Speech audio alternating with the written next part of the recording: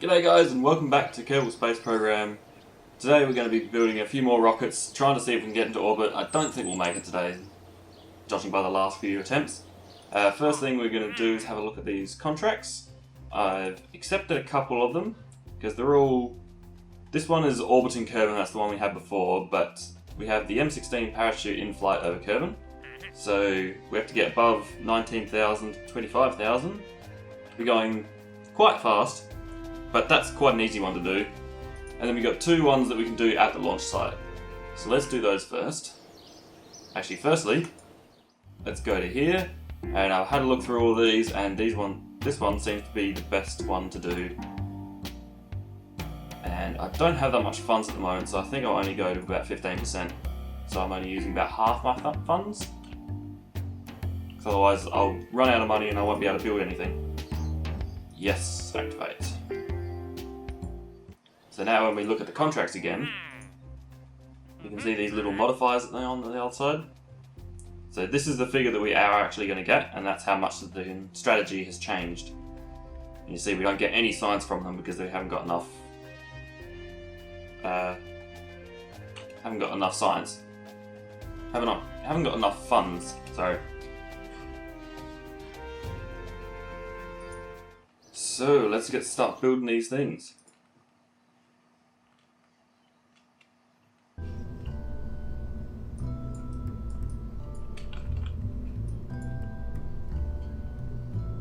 Okay, so so we'll just start off with a command pod, and then we want to have a stack decoupler and a solid fuel booster. A solid fuel barista. It's the flea.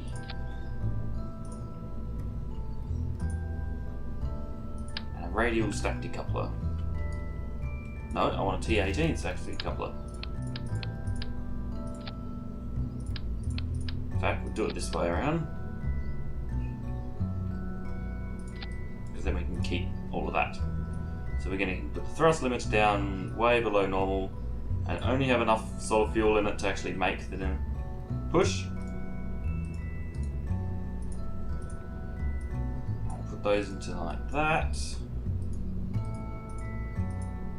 And seeing as we can, I might just chuck a mystery goo container on there, see if we get any science from that. Alright, and launch that.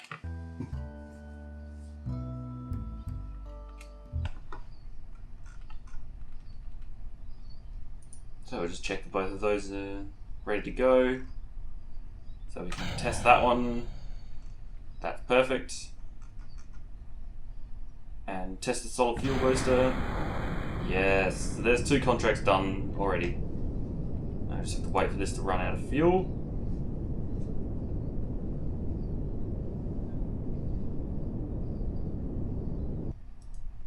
Excellent. So now we've got two contracts, one science each. Surprisingly. I said before that I wasn't going to get a science from it, but maybe it rounds up. Alright, so now we can recover the vessel, get pretty much all of that money back, and we just got some free science. Hooray!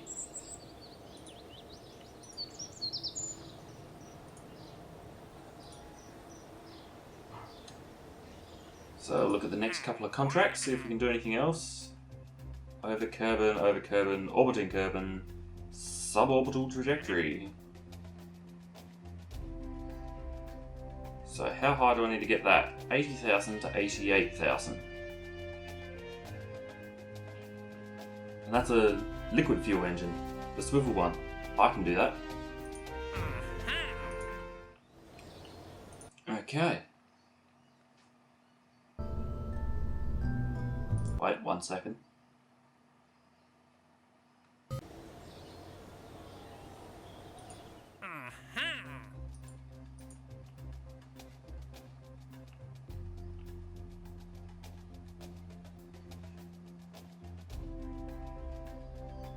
So I'm going to do that one as well, because that will... It's good to have a lot of different contracts to do on the same flight, because then you won't end up making too much of a hassle about it. Okay, it's post-edit Paul here. I just start building a new rocket here, but I decide that it's probably better to have the travelator and just replace that engine there. Start putting a bit more fuel in there as well, because you know you got all that extra weight that you're gonna have to take in. I realise it's probably a good idea to put an extra stage up the top for when I have to test it, because I have to actually activate that test part during the stage sequence, which is a lot of technical terms, but it's basically I have to use the space bar, and from the stuff on the side I have to activate it through there rather than just saying start engine with the right click. So I'm just changing a few of the limiters on these and checking my staging, and then we're good to go. So I just had a little bit of an issue here that I had to upgrade the vehicle assembly building so that we could get the extra parts on there, but I realised I didn't have enough money for it. So what I had to do is take some of the fuel tanks out so that I had a few extra parts, and taking the communications array and stuff off as well, just so I could get those extra engines that were really necessary to get into orbit, get into a suborbital trajectory. And I'm just changing the limiters to make it a bit easier on the start, and here we go. Okay. Now I've got all of the things set up so they all blast off in the right order. Yes, yes, yes, yes, yes. Alright, launch time. 3, 2, 1, launch! Okay, good quick start.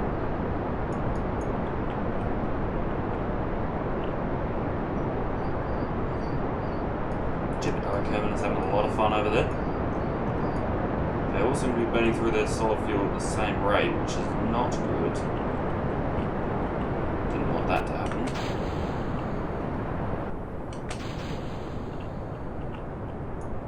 I might be doing alright.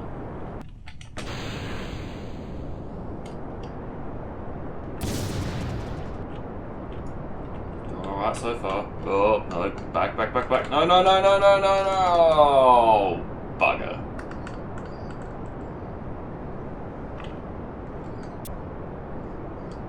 Can I still do it? Oh, I might be going on a wrong turn. But that's okay.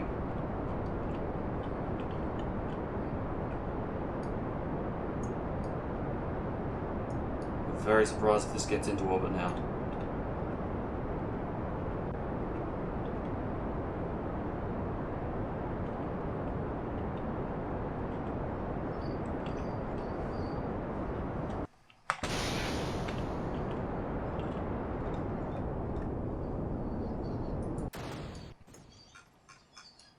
Have a look at how we're doing.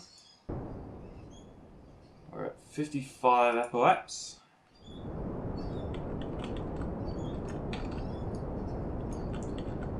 Push that a little higher just so we can get to that 88 before we activate this final thing.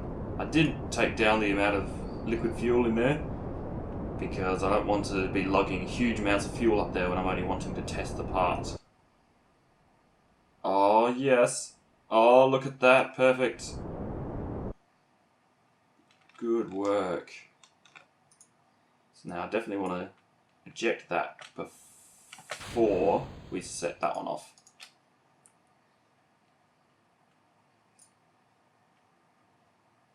So yes.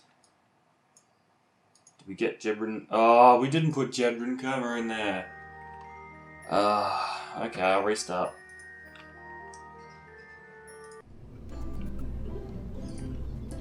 Okay, crew. Deanda. Okay. Oh, it's Deanda then. Put her in there. Got all of our stuff set up. Let's put that into a separate one. And launch.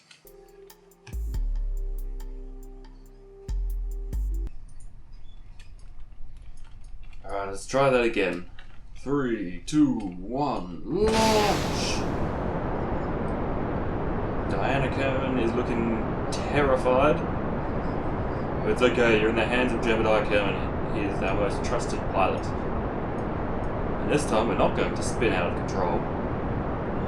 So you should be able to do a much better job of actually getting this into orbit.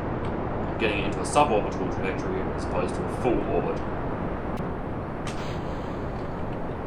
And ditch again. This one going for a little bit longer. And ditch that.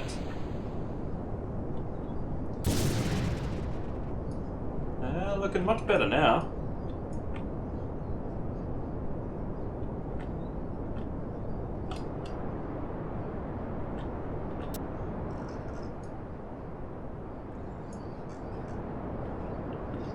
I don't know if it's a lot more fuel efficient to go really fast early on to get through those first layers of atmosphere, but it seems to be doing pretty well for me at the moment. I mean, those hammer things seem to get this huge rocket up into the atmosphere pretty quickly, pretty easily.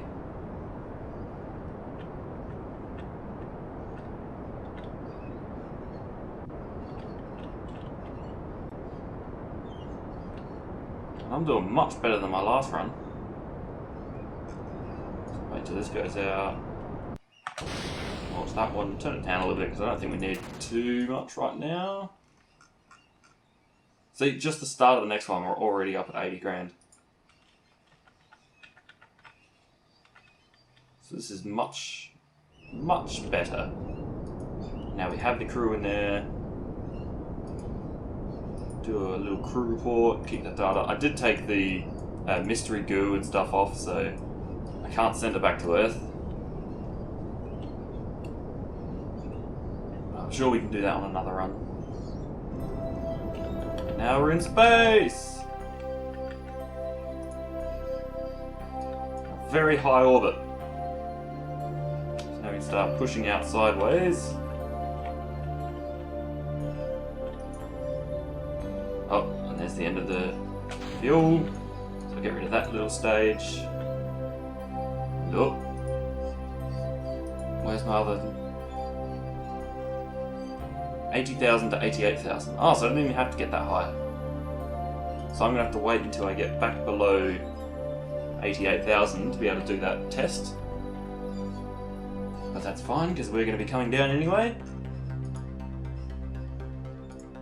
Can't do any more crew reports or EVA reports, so we're just gonna have to sit here and wait.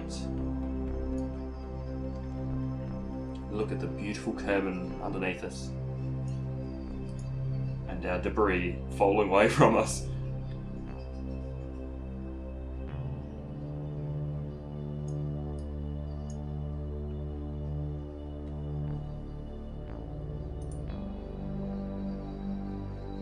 $154,000 is not a bad space hop. That does mean that I can start turning the spaceship earlier to get more sideways thrust as opposed to straight upwards thrust. So I think we are onto a winner here with this design. Just waiting for it to get back down to 88.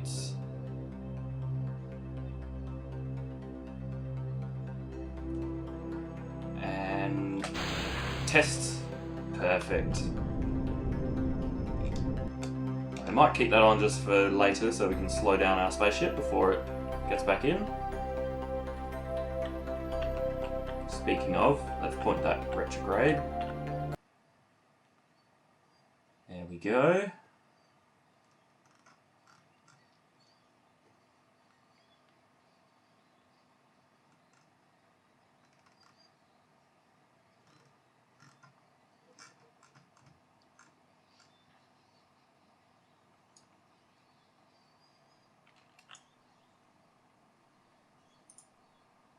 Got 7 signs from that, and $2,700 from that one. Excellent.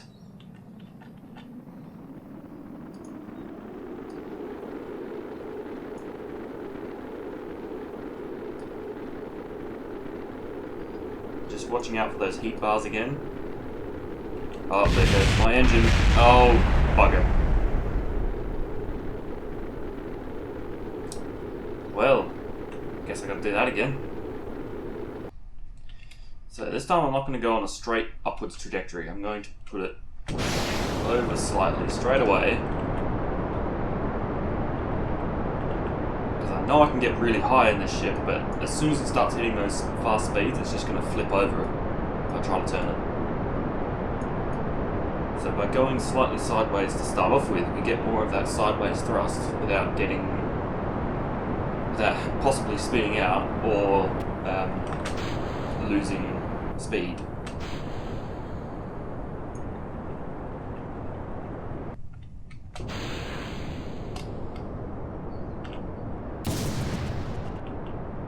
I hope that wasn't important. So you see, I'm sort of pulling out of that reticle, so I want to keep fairly steady on that reticle for now. I think probably about 20,000 seems like a good spot to start turning.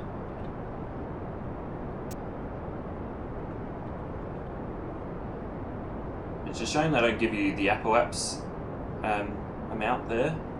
It seems like that would be a really smart thing to be able to keep an eye on when you're actually flying the plane. The rocket, I should say. So we're upwards of 60,000 now.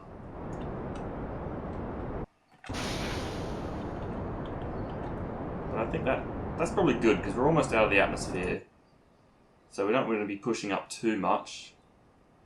And we're up to that 90,000 now, so I'm going to start pushing even more sideways.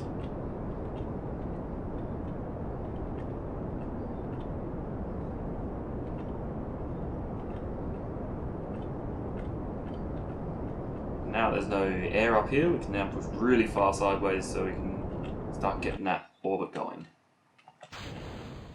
But of course we don't have an upper stage, so... See, that's still got really high apoaps, so I really need to start turning more early. I think the first bit I did was right, but once I get past this line here, I think I really need to hard right and be right on that equator like this. To start pushing out as much as I possibly can. Not to mention I should probably do it from this screen so I can see the apoaps going around.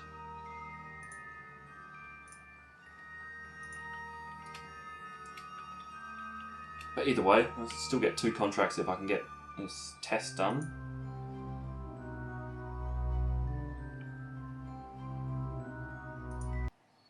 Oh crap, I just went past it.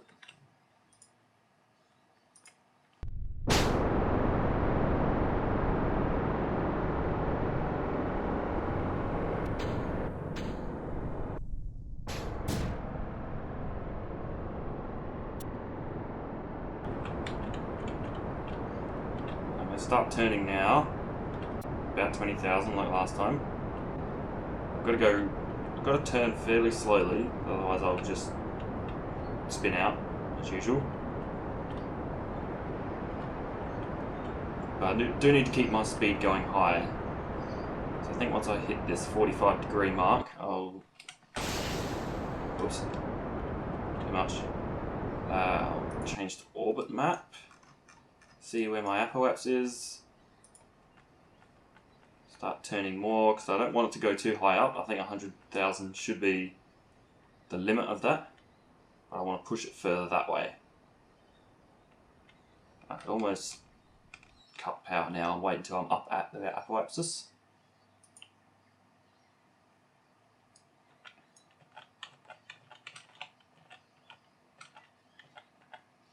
So let's angle ourselves for victory. Only got a little bit of fuel left. So I won't be able to get a full orbit, but we might be able to get it a little bit further around this time. God, that music is loud sometimes.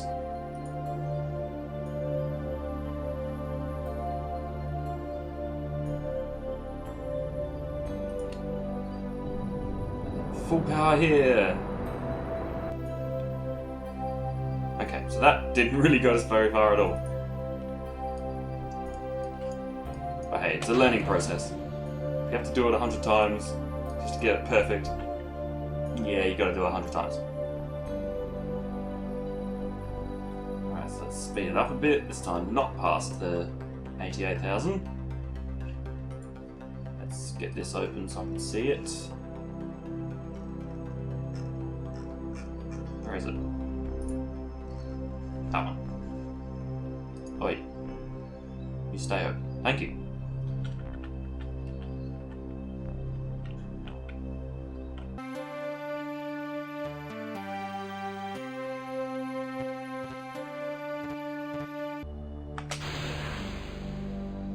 Okay, that's tested. Now I'm going to slow myself down once I hit the atmosphere to get the most power out of this engine. I believe once you get in the atmosphere, the specific impulse goes up, and that calculates how much thrust you actually get from it. So I just want to slow myself down enough that I don't blow up. Let's see if that starts going up as we enter the atmosphere. Getting closer, getting closer.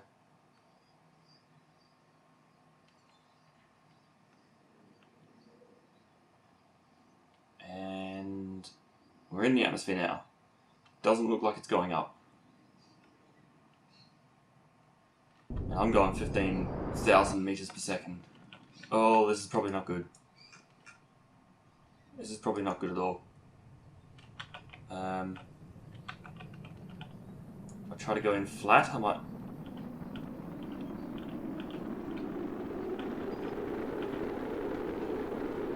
Oh, probably need to put a blater on this thing. Come on. Come on. Don't burn up. Just enough sideways thrust. No, you're gonna burn. You're gonna burn. Oh god. Oh! Oh! Did I survive? Did I survive? I did! Oh my god! Please let me get enough. Get slow enough to deploy the chute. Deploy! Yes! Yes! Oh god, that was difficult. And we stopped at 160 meters above the earth. Jeez. That was very, very stressful. Oh, thank God we did that.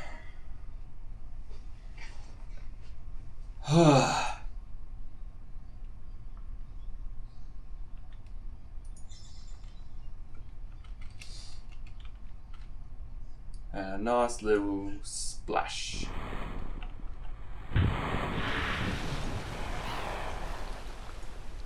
Excellent. Whew.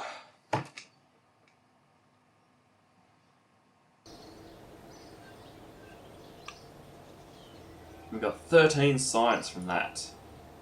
Got some of the funds back from that. And both of our crew. Excellent. Oh, that was a good day. Alright, next time I'm going to be using those 13 science to put in one of these. Nope, we're going to have to do some more contracts first. But thanks for watching this episode. Please like and subscribe if you enjoyed. Leave a comment if you got some ideas of how I can do this better. And I'll see you in the next video. Bye bye!